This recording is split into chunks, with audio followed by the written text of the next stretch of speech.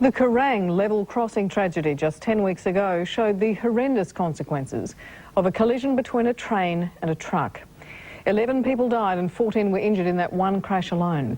Recently, there's been a spate of similar collisions that could have resulted in a massive loss of life. Today, Ross Coulthart reports on just how irresponsible and reckless some drivers and pedestrians can be when crossing the tracks.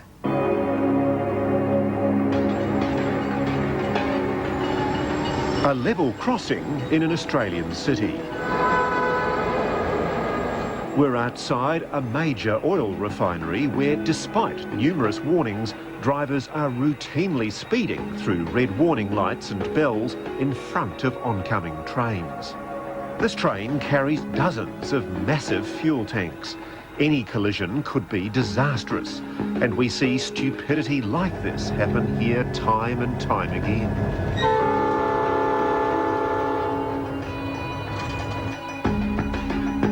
All too many Australians, it seems, are careless around trains, including some pedestrians.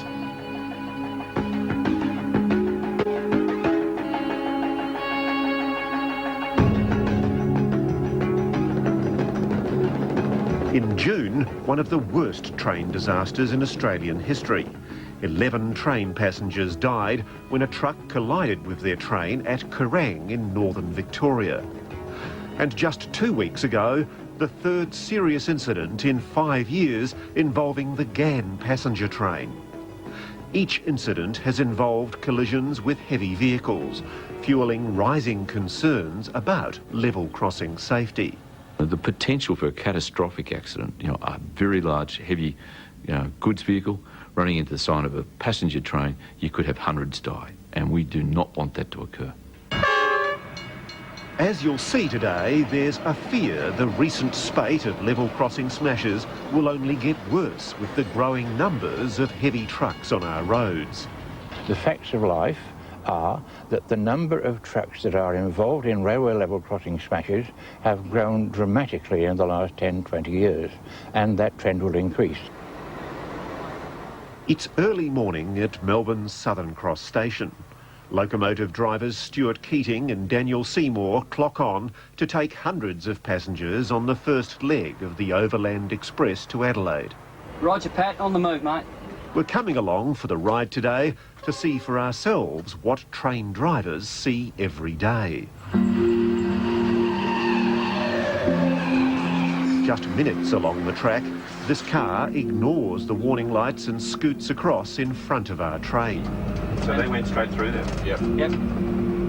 If we were travelling at this train's normal top speed of 115k, that car driver might now be dead. Same goes for these people strolling across the track. So they come out of there and I'll just walk across in front of you. There's not a great deal you could do if they tried coming through there at 100 kilometres an hour, is there? No, it's all over pretty much. Incidents like these, including close, hair-raising near misses, are now almost a routine part of any trip for Stuart Keating. What's been the worst moment you've had in your time as a train driver? I nearly ran through. Kids like that coming up is always a problem. I was driving a passenger train back from Ballarat years ago, and the booms, a school bus came across in front of me, didn't even look, didn't stop like they're supposed to, and the bus full of kids, I was doing 115 kilometres an hour, and the bus went across in front of me. The kids are looking up at you, you're sort of looking, it's worse. If you make eye contact, it makes it even worse. When Vic Rail recently put a camera on just one of their suburban level crossings, there was no shortage of drivers behaving badly. 200 such breaches of the road rules were recorded every weekday at just this one crossing alone. Stuart hasn't had a level crossing smash yet, and he hopes he never has one. But in the last few years, he's lost workmates in a series of appalling crashes. In April last year, a heavy truck collided with this high-speed train at a crossing near the Victorian town of Trawalla. 2 passengers died, 30 were injured. The crossing had give way signs, but no lights, bells or boom gates. One of those who died was an off-duty train driver colleague of Stuart's. It's pretty sobering when you're losing friends, Yeah, colleagues. it is. It's really sad because all the guys that we work with are guys that I've known pretty much for 30 years, and it's just a terrible and senseless way for them to die. It's just an absolute waste, and it's something that can be avoided. I've had people go across in front of me here. Australia has about 9,000 level crossings, and incredibly about 2/3 of those, 6,000 or so, have no active protection, warning bells, lights or boom gates at all. Most are so-called passive crossings, like this one, with just a give way or stop sign. See, look at this, there's no protection on this. So really it's just a trust thing that people won't go through there. It is a trust thing, yep. The awful dilemma for train drivers is that even when crossings do have active warnings like lights or bells, some drivers still ignore them. So that car just went straight through. Yep. The bells would have been going. So he's clearly gone through against the lights. Yep. So these are the ones that we worry about. Sadly, in the last 12 months, the carnage at level crossings has been horrific. Just a few weeks after Trawalla, a truck driver died when his heavy truck, loaded with 30 tonnes of citrus pulp, collided with this massive freight train near the Victorian town of Lismore. 700 metres of carriages were compacted by the massive forces into a 150-metre long pyramid of twisted metal. Nearly 250,000 bottles of Barossa wine en route to Europe were shattered. Aside from the tragic human cost, the total damage bill from this one truck collision alone ran to over $27 million. It was quite awesome in terms of the damage that occurred. David Edwards is the safety manager for Pacific National, the owner of the Lismore train. We're concerned that there's a deteriorating behaviour of some truck drivers in the heavy transport industry, and it's an issue of people are taking risks. They're not prepared to slow down to obey the road signs at level crossings. Australia's trucking industry spokesman, Stuart St Clair, acknowledges there's a problem. There is always an element within any profession, Ross, of people who don't do the right thing. And we need to, as an industry, and we have worked very hard to raise that level of professionalism of all drivers. Clearly, though, much more needs to be done to educate truck drivers and indeed all drivers about the risks at level crossings. Now, the trucking industry's been making much of a recent study that shows that up to 3/4 of all truck drivers feel no pressure to speed. But when you think about it, that figure's really quite astounding, because it suggests that up to 1/4 of all truck drivers do feel such pressures. And is that a factor in the growing number of level crossing smashes? It suggests that a large proportion of drivers do feel pressure to speed, doesn't it? Well, it says that there is a percentage that does feel that pressure. Investigations found the truck driver who died in the Lismore crash was not driving in accordance with the foggy conditions that morning. The level crossing signage and sighting distances were also found to be deficient. The train driver, though, Wayne Elliott, was completely exonerated. He's never spoken about the crash before now, but it has clearly taken its toll on him and his family. But then you get the odd face back there. Noise, the headlights of the truck coming out of the fog there. Going back to work, I was a bit apprehensive, but it's probably had more of an impact on my wife. Up until the accident, you know, I used to go to work, come home, everything was okay. But then after the accident, you know, she realised there's a very real chance that one day I could go to work and not come home. So, have you got into train on your screen, Bill? In the 10 months since he's been back on the job, Wayne's counted 58 incidents where motor vehicles have crossed in front of his oncoming train, some even driving around lowered boom barriers.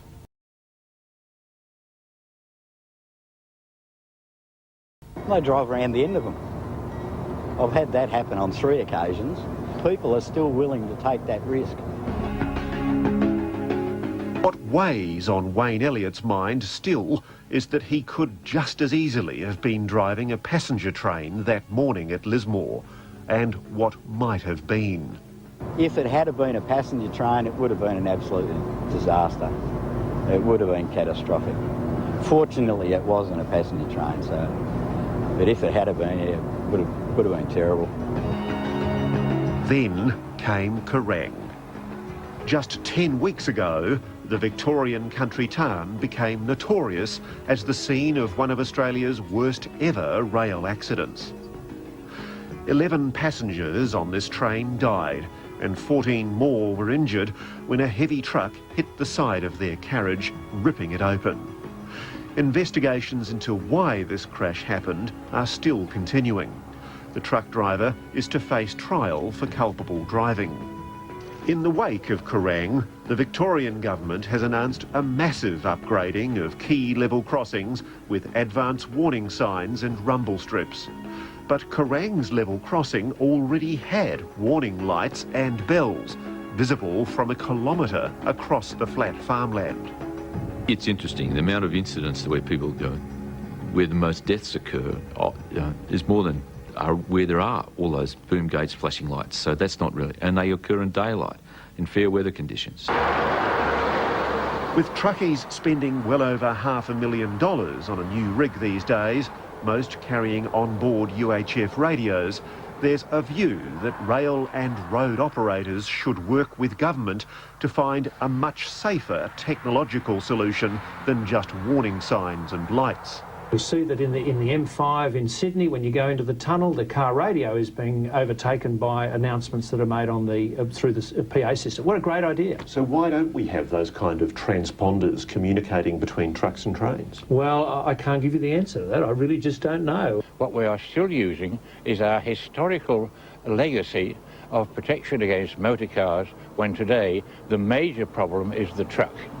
Level crossing safety expert Dr. Eric Wigglesworth argues that governments are failing to heed the impact of allowing much heavier and longer trucks on our roads alongside rail. A piece of research I did some 30 years ago, 3 trucks out of 85 were involved in consecutive level crossings in Victoria. 3 out of 85 is a fairly low figure. The most recent figures I have are for the last 7 years, in which case there were 21 fatal crossings, of which 6 involved trucks. So we now have 6 out of 21 instead of 3 out of 85. To explain why he thinks this is happening, he did a simple test at this typical level crossing. This one's protected with boom gates, but most of the thousands of crossings across the country have nothing more than a give-way or stop sign. Unlike this one, those passive crossings rely on drivers having an adequate sighting distance to make it across after checking for an approaching train. Bear in mind that a semi-trailer, by law, is meant to have 17.6 seconds to get across. A B-double, 18.6 seconds. Without the barrier here to warn of an approaching train, a truck would barely have enough time to safely cross. There's not much in it, is there? It's very little. There's not very much in the way of a safety margin at all. One of the things that you said while we were doing the filming then, as the train was approaching, was that it looked slow. It wasn't, was it? No, it wasn't. It just looked slow. And that's one of the reasons why I think so many people fall into the trap. They assume that because the train looks to be moving very slowly, it is moving slowly, whereas in fact, it's not doing it at the same speed as a motor car or a vehicle. It's travelling at 120k or whatever it might be. It is, in fact, moving very fast. And in the last few seconds, when it rocketed past us, we realised how fast it was getting. And if, heaven forbid, a heavy truck does get caught on a crossing, its huge mass is another nightmare for train drivers. Over the last few years, we've seen the trucking industry and trucks get bigger and heavier, longer. So as a result, what we've seen is that a few years ago, if you had a level crossing accident, there was normally very little risk of the locomotive or the train derailing. But what we're seeing now is the trucks are so long, so heavy, so huge in terms of dimensions, that a train hitting a truck now has an equal probability that it will derail. There's a much broader debate behind the recent spate of level crossing smashes than merely raising public awareness of the dangers in taking on a train. The amount of freight that needs to be moved nationally is expected to double in the next 20 years. And to cope with that, governments are approving increasingly bigger trucks on our roads and backing much greater use of rail freight on our tracks. But has enough thought been given to whether our existing road and rail infrastructure can bear it? The concern is that these level crossing smashes where road and rail meet are just going to get worse unless governments massively upgrade our creaking rail infrastructure. Is there the political will? I think there isn't a political will because there aren't, I may sound very brutal, we don't kill enough people at railway level crossings. Is the level crossing safety concerns that are starting to mount a consequence of the increased truck traffic on our roads? Oh, both increased truck traffic and increased rail traffic. I don't think there's any doubt about that. You accept that? Absolutely.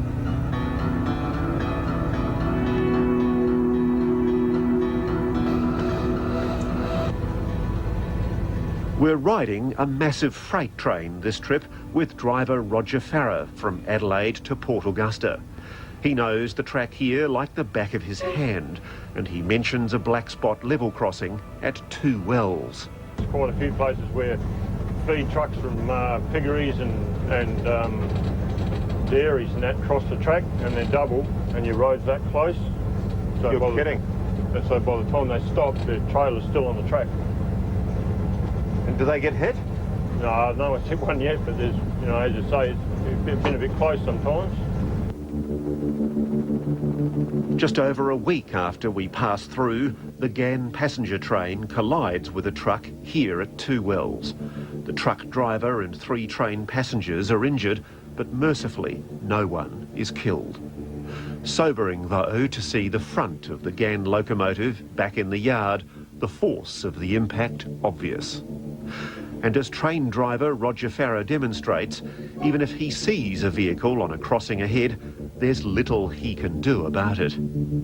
A lot of folk, it seems, don't quite understand the physics involved in stopping a train like this when it sees a car ahead on a level crossing. Roger here's driving a train that's got 4,800 tonnes of cargo on board. It's nearly 2 kilometres long, and if he hits that emergency brake, it's going to take him about 1.5 kilometres before he stops. In fact, it takes a lot longer than that. Well, we're just coming up to 2 kilometres and we're still doing 60 k's an hour. We finally stop at well over 2 kilometres from where we pulled the brake. That's very sobering. This is Salisbury, a level crossing on Adelaide's outskirts where 5 years ago poor planning and road driver carelessness caused a tragedy.